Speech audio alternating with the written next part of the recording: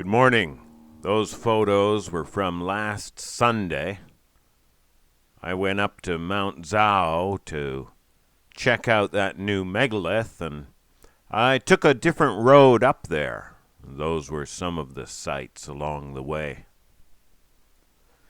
I decided that the proper angle to view this new megalith was from 109 degrees, because it faces about that way, and this megalith lies in line with our last megalith in the same way that it faces 109 degrees. And if you're not sure, this is what 109 degrees means. Now, the closest that I could get was down here, down at the bottom of this road, down from the Strawberry Kindergarten. It was almost perfect. Maybe just a little bit south still, but it was the best I could find. I think it's the best there is. Now, I took photos all down this road, and I'll show you them all, because as the angle changes, as my angle changes, as I'm walking down the road, you can see different things. About halfway down the road, you can look inside the megalith. You can see inside. You can see, I think they are spacing stones or calibration stones. Sort of, they're not wedge-shaped, but they're sort of like wedges. They go in between the big pieces and guarantee their position and their precision. Amazing. All right, so let's see those photos. Watch, and you'll see the angle changing as I go down the road. And then at the end, I'll tell you some more secrets.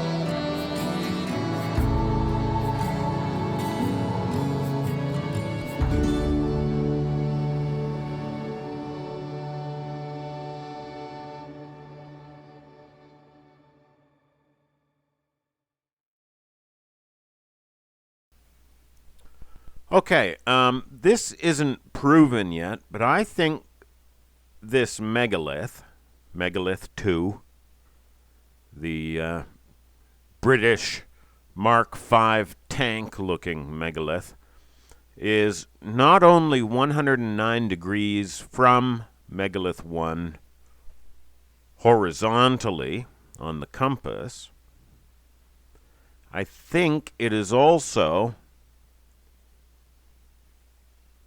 109 degrees down vertically in altitude. If you count straight up as 0 and level as 90, well, it's about a 19 or 20 degree decline from level. That's from eyeballing on site and studying photos and pressing rulers and protractors up against my monitor. And it's from my gut. It has to be tested and measured better, but that's what I think we're going to find. I think it's 109 degrees on the compass, and it's also 109 degrees down, which is astounding. Now, stretching the line from the two megaliths, your finger goes right over the foot of this ancient temple, the contemporary of our castle from 1,300 years ago, not a period. Did these old Buddhists know that there was something up with these megaliths? And what did they know? Or did they just build on a pre-existing site? I'm betting on the latter, and I'm thinking maybe I'd better go and snoop around over there.